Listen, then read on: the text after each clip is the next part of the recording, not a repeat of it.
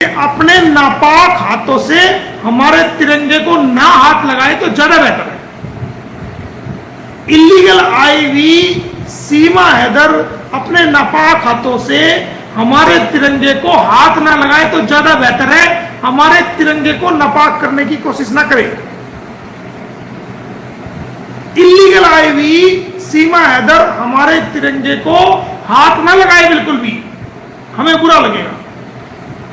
नापाक अपने नापाक हाथ हमारे पाक तिरंगे को, हमारे शुद्ध तिरंगे को, हमारे आदरणीय तिरंगे को हाथ ना लगाए तो ज्यादा बेहतर है।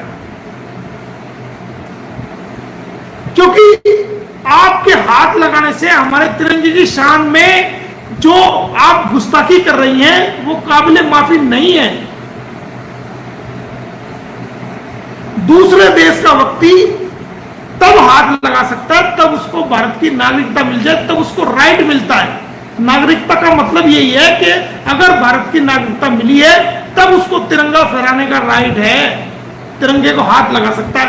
वरना तो इलीगल आईवी लेडी हमारे तिरंगे को नापाक हाथ नहीं लगा सकती, नहीं लगा सकती, नहीं लगा सकती। इसका कोई राइट नहीं है हमारे तिरंगे को हाथ लगाने का।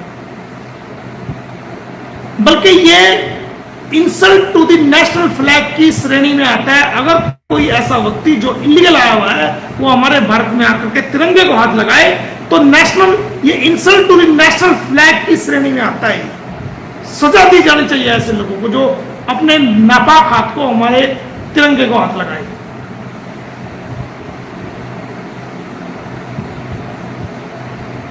तो दोस्तों, इसकी खाट खड़ी कर दो। आप सभी लोग सामाजिक तरीके से बहिष्कार करो, इसको इसकी हकीकत दिखाओ और देश के नागरिकों की सुरक्षा को सुनिश्चित करो। लेकिन शांतिपूर्वक तरीके से करना है। ध्यान रहे, कानून का वायलेशन बिल्कुल नहीं होना चाहिए। अगर कोई कानून का वायलेशन करेगा तो वो स्वयं जिम्मेदार होगा। हम आपको सामाजिक बहिष्कार की बात कह रहे हैं। कानून के दायरे में रह करके अपनी आवाज भारत सरकार तक पहुंचाओ। देश की अदालतों तक आपकी आवाज गूंजनी चाहिए कि देश के लोगों का मूड क्या है इस इलीगल आईवी नासूर के प्रति।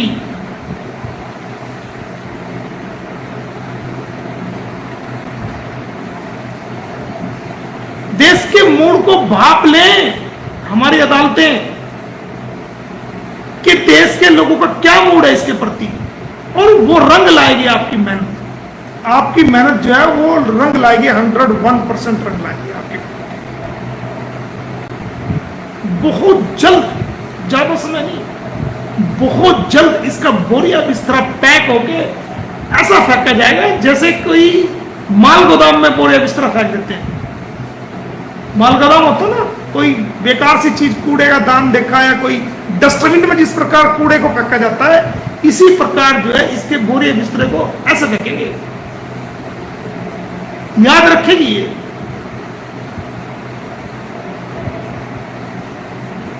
अगर इलीगल आ भी गई थी ना तो इसको चाहिए था कि शुरू 2-3 महीने छुपती ना फिरती। इसको चाहिए था कोर्ट में सरेंडर करती और कहती कि जनाब मुझे वहां जान का खतरा था, ये था, मैं भारत में आई हूं और मैं सरेंडर करती हूं, कोर्ट में आना चाहिए। कोर्ट में सरेंडर करती।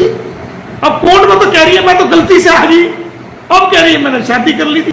मतलब आपसे पूछे ये कहना है, एजेंसी पूछे ये कहना है, पुलिस पूछे ये कहना है, टोटल उसको जो है वो उसको जो है टोटल उसके दिमाग के अंदर जो है ये प्लान अपना दिमाग कर रहा है और कह रहा है कि शादी कहना कि होटल में कर ली थी।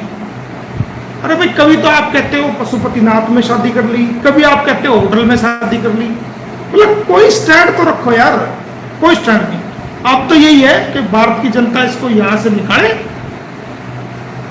अपनी आवाज को जो है वो अपनी सरकार तक पहुंचाए, पोलाइटली तरीके से, शांतिपूर्वक तरीके से, और इन बच्चों को डिपोर्ट कराए। सबसे बड़ी बात है ये,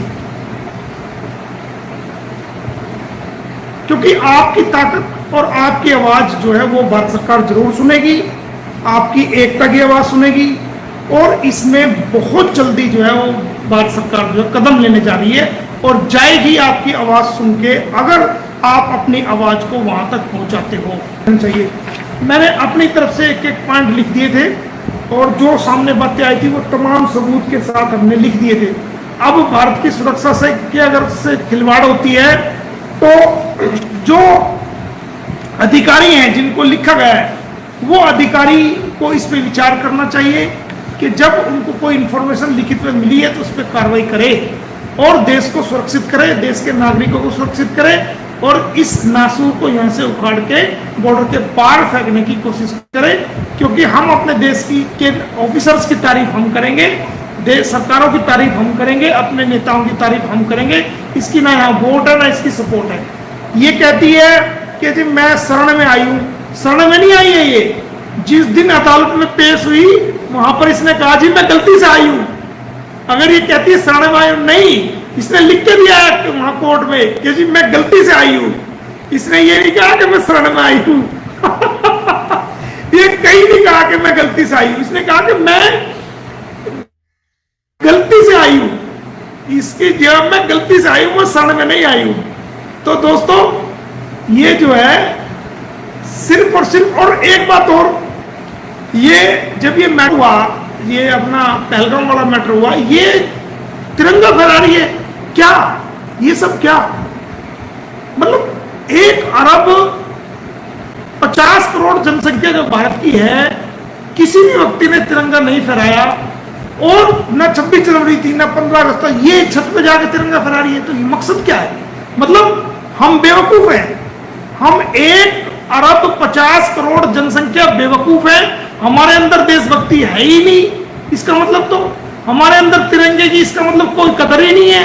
हम तिरंगे को इसका मतलब हम जो है तिरंगे के बारे में कुछ जानते ही नहीं है। ये हमें सिखाने के लिए आई है। कमाल हो गया भाई। मतलब 1 अरब 50 करोड़ जनसंख्या पे ये इलीगल आई हुई तिरंगा फहरा रही है और हमें दिखा रही है कि तुम सब बेवकूफ हो। यानी हम भारतीय बेवकूफ है।